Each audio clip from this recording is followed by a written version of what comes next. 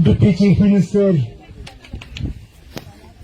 जनाब सुरेंद्र चौधरी साहब, हमारे मुकामी एमएलए जो हाल ही में आपके वोटों के जरिए यहां से कामयाब होकर आए हैं, जनाब प्यारेलाल शर्मा साहब, एडमिनिस्ट्रेशन के हमारे डीसी साहब, एसपी साहब, आज हमारे स्टेट सेक्रेटरी, हमारे स्कूल के प्रिंसिपल, यहां जमा हुए भाइयों, बुजुर्गों, नौजवान साथियों, आप सबको मेरे तरफ से अस्सलाम वालेकुम और आदाब। आज ना कोई सियासत करने का मौका है, ना कोई लंबी बात। इस इलाके में एक ऐसा हादसा हुआ जिससे कि कई सारे घर जो हैं वो तबाह और बर्बाद हुए। अफसोस की बात यह है कि ये पहली मर्तबा नहीं है, ये होता रहता है। हम नए सिरे से बसाते हैं, कुछ साल निकल जाते हैं और फिर हो जाता है। अफसोस की बात यह भी है कि बाकी जगहों में हम 21वीं सदी की बात करते हैं, यहां पे तो कभी कभी लगता है कि हम 20वीं सदी तक भी नहीं पहुंचे। यहां मोबाइल सिर्फ कैमरा के लिए है, क्योंकि इस मोबाइल के जरिए बात नहीं होती।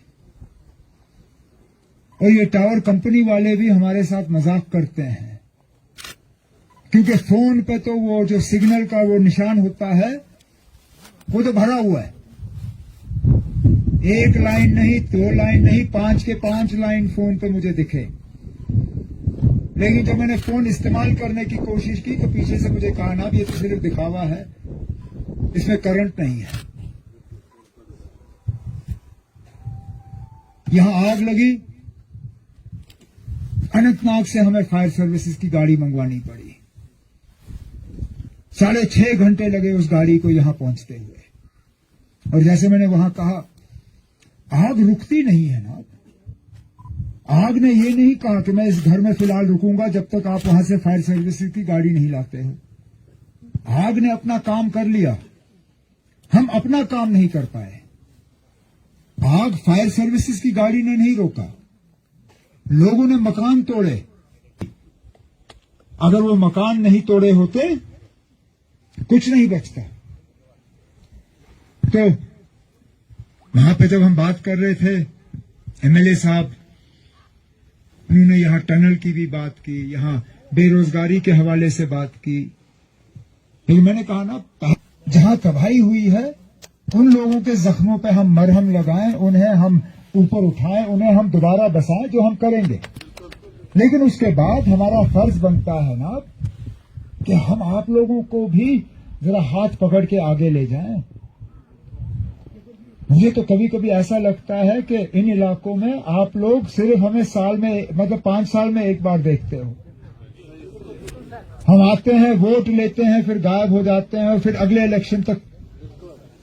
इसलिए मैंने आज प्यारेलाल जी को कहा श्रीनगर से, मैंने कहा मेरा पहला दौरा यहां पे होगा, आप मेहरबानी करके पहुंचे, क्योंकि मैं लोगों को यह एहसास देना चाहता हूं कि मुश्किल दौर में आप अपने आप को अकेले नहीं पाओगे। ये आपकी हुकूमत है, किसी और की नहीं। और इस हुकूमत की जिम्मेदारी है कि वो आपके मुतालबे और मुश्किलात हल करें।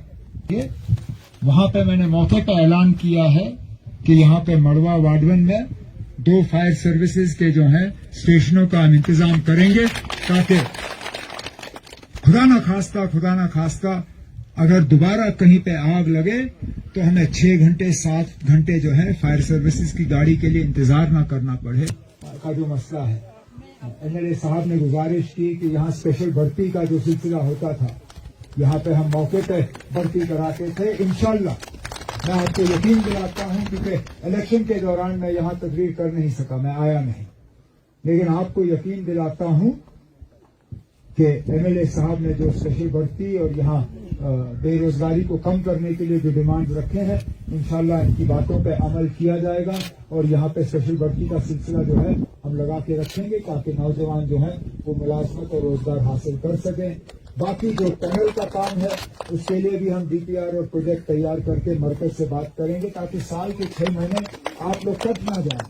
نہیں تو کیا فائدہ جناب آپ کشتواڑ مجھے پریس والے نے پوچھا کہا ہے تو یہ ضلع کشتواڑ کے ساتھ لیکن ان کو زیادہ آسان ہوگا اننت ناگ. میں نے کہا نا دونوں ایک طرف سے مشکل ہے. اگر وہ علاقہ بھی سال میں 6 مہینے کٹ جاتا ہے تو یہ علاقہ بھی سال میں 6 مہینے کٹ جاتا ہے. ایسا نہیں ہے کہ آپ کو ایک طرف سے زیادہ آسان اور دوسری طرف سے تھوڑا مشکل. اعلان کر رہا ہوں وزیر اعظم صاحب کا ریلیف آ جائے گا. پھر جو رقم MLA صاحب نے جہاں دیا ہے جو میں نے ابھی اعلان کیا ہے جو ہوا ہے اور جو وزیر اعظم صاحب کی طرف سے آئے گا اس کے بعد جو فرق رہے گا وہ فرق جو ہے ہم پورا کر لیں گے. تو آپ کے مکان بھی تیار کریں گے جس طرح MLA صاحب نے کہا یہاں ماڑوا وارڈن میں ہمیں 2 کم از کم فائر سروسز کے اسٹیشن جو ہیں یہاں بنا کے فائر سروسز کی گاڑیاں یہاں تعینات کرنی ہوں گی. ہمیں ایمبولینس کا انتظام کرنا ہوگا تاکہ خدا نہ خواستہ اگر پھر جا کے یہ ہوا تو جو یہاں پہ آپ کے نمائندے نے اپنی تقریروں میں بات کی کاغذ میں نے رکھا ہوا ہے میں سری نگر واپس لے جاؤں گا اور اس پہ ہم عمل کریں گے اور انشاءاللہ امید کریں گے کہ مل کے ہم آپ کو اس تکلیف سے نکالیں آپ کو نئے سرے سے بسائیں. اور جو پھر لمبی باتیں ہوئی اسپیشل ریکروٹمنٹ کی یہاں پہ ملازمت کی یہاں پہ ٹنل کی باقی چیزوں کی میں نے کہتا ہوں اس خوبصورت وادی میں اگر یہ ٹنل بنے تو ٹورزم کا جو یہاں پہ دباؤ ہوگا آپ لوگ سرکاری ملازمت ڈھونڈو گے بھی نہیں. اور انشاءاللہ میں آپ کو یقین دلاتا ہوں کہ ان سب چیزوں کے لیے ہم پروجیکٹ تیار کریں گے. پروجیکٹ ہم دلی بھیج کے ان کے ساتھ بات کر کے آپ کو ان 5 سال میں ہم جوڑنے کا کام اور آپ کے مطالبے حل کرنے کا کام کریں گے لیکن فوری طور ہوں گے. اور جتنا بھی ہم آپ کے لیے کر سکیں گے میں آپ کو یہ یقین دلاتا ہوں کہ اس مشکل دور میں ہم آپ کی مدد کریں گے اور آپ کو یہ اکیلے پن کا احساس نہیں ہونے دیں گے. یہی کہنے کے لیے میں آیا ہوں اور اللہ تعالیٰ آپ کو اپنی حفاظت میں رکھے اور دوبارہ اس طرح کے حالات آپ کے ساتھ نہیں ہوں یہی ہم اللہ تعالیٰ سے دعا کریں گے.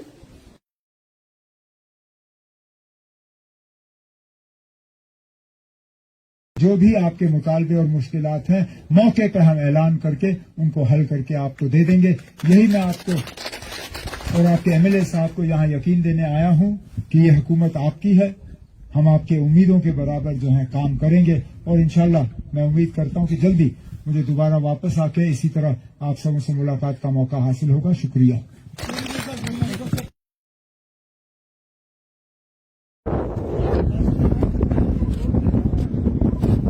حالات میں اپنا پہلا دورہ کرنا پڑا لیکن یہ میری ذمہ داری تھی کہ میں یہاں لوگوں تک پہنچوں اور انہیں اس بات کا احساس دوں کہ وہ اس مشکل دور میں اکیلے نہیں ہیں. ہماری ذمہ داری ہے کہ ہم ان کی مدد کریں اور ان کو نئے سرے سے بسائیں.